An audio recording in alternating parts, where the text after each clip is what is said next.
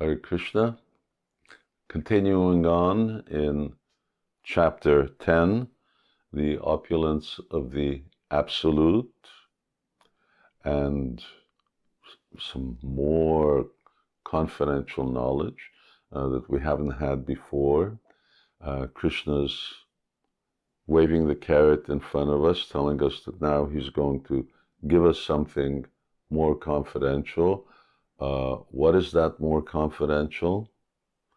Well, he continues to entice us, building up the scene. It's like any director, any play, any drama. You don't just put the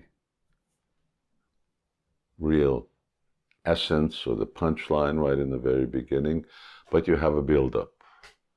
Krishna is also building up to increase our attention, to increase our desire to hear, and to make us recognize that there is required qualification. Remember last session, we talked about the qualification of being faithful, of developing affection to Krishna.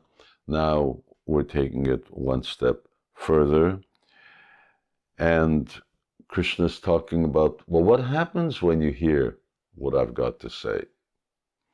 He says, Shinu me, Paramvacha, listen to me. And when we listen with faith, what will happen? So now we hear this verse. And this is not all.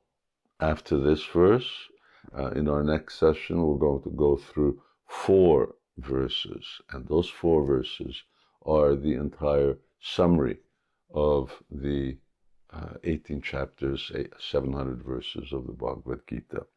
So in this verse, Krishna is saying,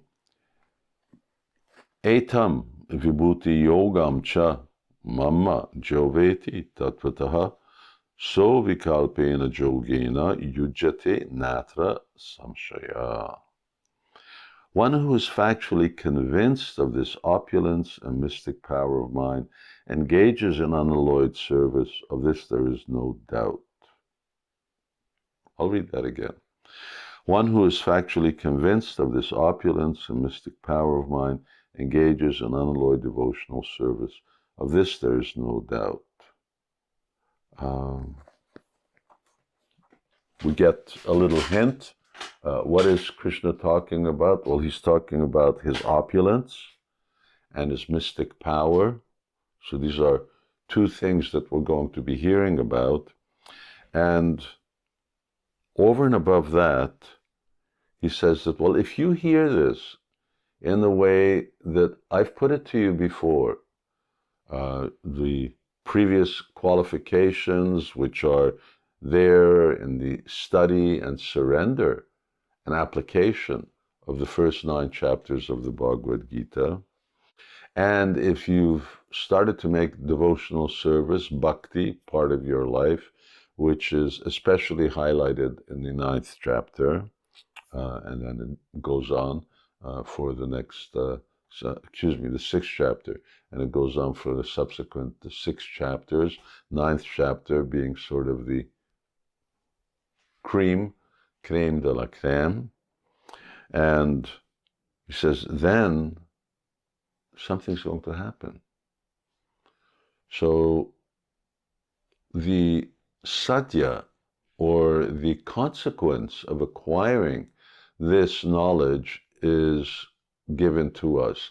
And that's a very important thing, because if you want a student to be really attentive, and if you want them to know, well, what's going to be the result of all of this? What's going to be the result if I know this or put into practice the knowledge that's there? When you know the result, and that result is a good result, then you become more attentive and you become more inclined to practice. So here, what does Krishna say is going to happen? Mama joveti tatvataha Savikalpena yogena yujate natra samshaya. He will engage in my, and that means he or she will engage in my unalloyed devotional service. Unalloyed, which is a word that comes up very often, but he will become a devotee. He will practice bhakti yoga, and not just any kind of bhakti yoga, not bhakti yoga for some material motive, but bhakti yoga which is unalloyed, pure bhakti yoga, which we've spoken about in the past.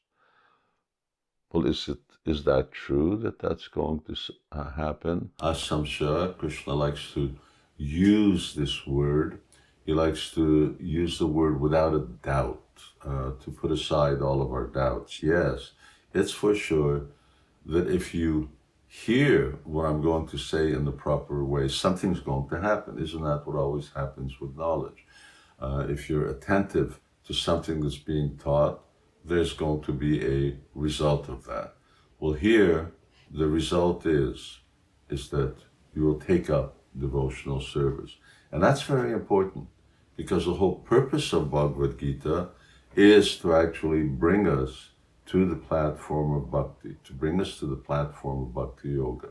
And Krishna says this will start to dawn in us as we practice hearing, and as we give our attention to the subsequent chapters of Bhagavad Gita, and especially this chapter, the opulence of the Absolute.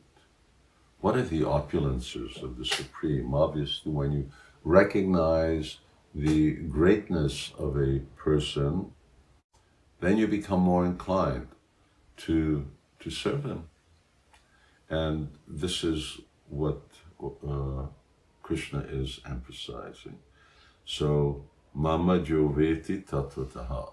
And another word here, which Krishna likes to repeat. Krishna's language is really quite simple, although it's Sanskrit, but by comparison to other types of Sanskrit, this Sanskrit is relatively, Krishna's Sanskrit is relatively easy.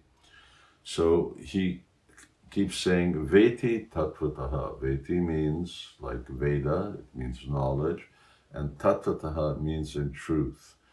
When Krishna is really understanding, if you really understand what I'm saying, you're listening to me, and you accept what I'm saying, don't make anything out of it, just be open and accept what I say, and tattata, accept it in truth. Not part of it, not most of it, all of it. That this is all the absolute truth, then an effect is going to happen. It is going to awaken in your heart an inclination to devote yourself to me. And this is what we want, because ultimately this is what Bhagavad Gita is all about. So, etam vibhuti yogam, the vibhuti, and Krishna will get to the vibhuti, he will get to these potencies, his potencies as they're manifest in this world, with the idea of awakening or devotion. The extraordinary powers that are manifest in the creation, and the type of practice that gives us, the type of mentality by which we approach the world around us. But before we do that,